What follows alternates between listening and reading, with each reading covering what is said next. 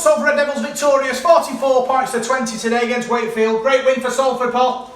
Yeah, it certainly was. It was a win that we desperately needed, Rob, especially after the results yesterday with OKR beating Warrington. That was a shock, I thought, and especially London Broncos going over to Catalan and beating a good Catalan side. I mean, I looked at their team on paper, they had a full strength side. That was a great result for them. So the pressure was on us to get away from that bottom end of the table, that relegation zone. And you look at the Super League table at the moment, there's nothing separating the top six and top five, top six and the bottom team, so it's so tight.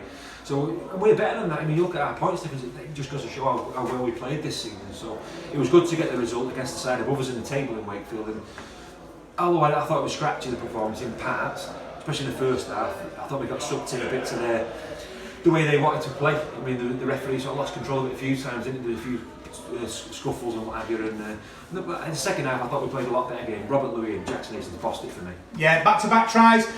When Evil scored and Bibby scored, and the missed kick-off by Wakefield, that was a crucial moment in the game for me. That turned the game in our favour, and we kicked on from there. Yeah, it was. Well, there was a few times where Wakefield threatened to get back into the game. I think there was one stage it was 26-16, and they looked like there was a bit of a crest of a wave there. But no, we dug in, didn't we? We took our chances. I said Robert Louis, I think he created about 4 tries there and scored one himself, and Jackson Hastings never gave up all day, did he? He kept on running.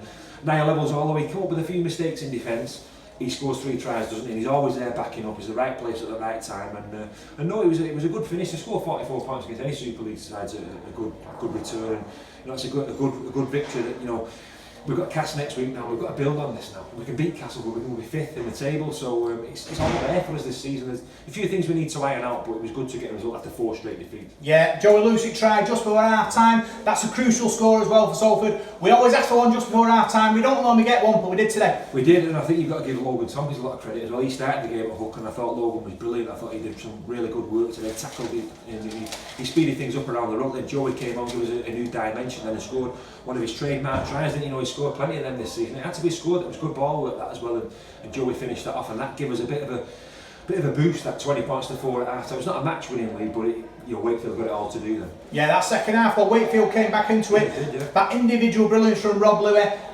pushed the game further away for us. Moments like that, that's why they're calling the Starman. Well, that try he scored, it was a nothing kick really. There was nothing on. The Wakefield man come up with the error, and we normally concede tries, we don't score them, so it was nice to get over the line. There was a Chris Wellham try as well. That try, it almost looks as if it was in slow motion, because Jackson Hastings, I think the Wakefield defence were looking for that looping pass out wide, and he sort of changed the angle and put the kick through. So yeah, that was another good try. But there were 2 Evans tries near the end. Great backing up there from Niall Evans. Got pace, hasn't he, to burn, as you say. And no, I was very pleased with the result in the end. And as I said, it was just nice to get a win. It's nice to speak to Watto after a win, rather than looking over our shoulders all the time. And we're speaking to him now. We've got some big signings coming in the next season. Obviously, not going to get a name yet, but it's after 4 defeats on the bounce, today seems a lot more positive now. There seems to be positive signs coming out of the club, and exciting, Yeah, showed a lot of good mental strength, I thought, after a few weeks of close defeats, coming out today against a team that are playing well, in a game which we usually lose. We didn't this week. We showed good strength, professional performance, and got the 2 points. Well, yeah, Wakefield are no mugs either. They're a decent side, they've got some decent players. I know they've got a few injuries. I think David Fafita's a big miss for them, and the centre as well, Bill Tupu. They're missing some players, aren't they? Ashers didn't play today, but I don't think their coach will blame it on injuries. I think Salford were the better side today. And it's a good victory against them, a good solid victory. And but like I said, there are things to work on, particularly on our right edge defence.